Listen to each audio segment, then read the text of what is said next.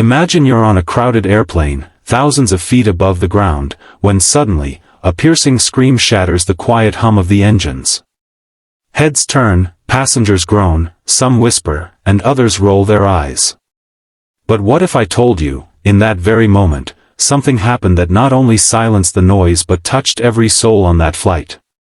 Stay with me until the end, because this is one story you won't forget. And if it moves your heart even just a little, don't forget to like this video and subscribe, because we share stories that remind us of the goodness we sometimes forget still exists in the world. It all started on a late evening flight from New York to Los Angeles. Among the many passengers that day was a powerful business tycoon, Richard Hale, a man known across industries as a no-nonsense CEO of a billion-dollar empire. He was used to boardrooms, high stakes, and people respecting him wherever he went. But seated next to him that evening was his greatest challenge. Not a competitor, not a scandal, but his own son, Caleb.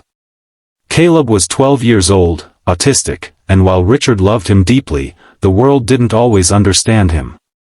Airplanes, in particular, were Caleb's nightmare. The strange sounds, the confinement, the unpredictable people, it was overwhelming.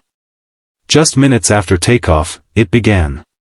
Caleb started rocking back and forth in his seat, clutching his ears, and then, in a sharp cry that cut through the cabin, he screamed. Over and over. Richard tried to soothe him, whispering reassurances, rubbing his back, even offering his favorite toy. But nothing worked. The tension in the cabin grew heavier with every shriek. A woman across the aisle muttered under her breath about parents who can't control their kids. A businessman groaned dramatically, pulling his headphones tighter. Even the flight attendants, though polite, wore expressions of frustration they couldn't quite hide. Richard felt his chest tighten. Not just with worry for his son, but with shame. Shame that, despite all his power, all his influence, he couldn't fix this. He wanted to stand up and yell at everyone glaring, to tell them that Caleb wasn't misbehaving, that he wasn't spoiled, he was fighting a battle they couldn't see. But Richard stayed seated, hunched over, whispering again and again, "It's okay, buddy. Daddy's here." That's when a man from the back of the plane stood up. He wasn't dressed in a suit, didn't carry an aura of authority, and no one knew his name yet. He was just a single dad named Michael, traveling with his little daughter, Lily, who sat quietly coloring in her seat. Michael walked down the aisle slowly, with the calmness of someone who wasn't annoyed, but concerned. He crouched beside Caleb and Richard and asked softly, "Hey, may I try something?" Richard hesitated. He wasn't used to asking for help, he was used to giving orders. But in that moment, defeated, he nodded.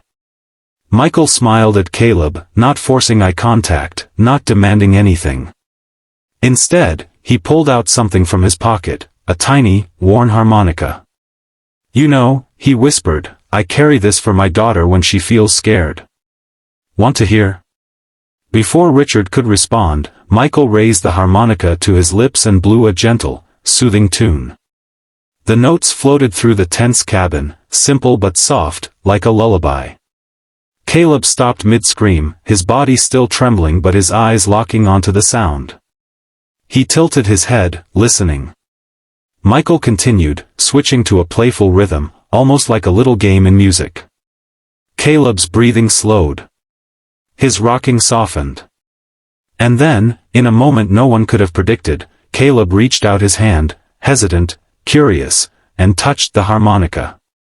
The cabin, once filled with groans and judgment, was now silent. Not a silence of discomfort, but of awe. People leaned forward, watching as Caleb, who moments ago was inconsolable, now sat entranced by a stranger's simple tune. Richard's eyes stung with tears he hadn't expected. He mouthed, "Thank you," to Michael, who only shook his head with a humble smile, as if to say, "No thanks needed." Michael gently handed the harmonica to Caleb, who held it carefully, examining it with fascination. With a little guidance, Caleb pressed it to his lips and blew. A shaky, imperfect sound emerged, but his eyes lit up. For the rest of the flight, Caleb clutched that harmonica like it was a treasure, occasionally trying to mimic the sounds Michael had shown him. No more screams, no more tension, just a boy finding peace in a melody.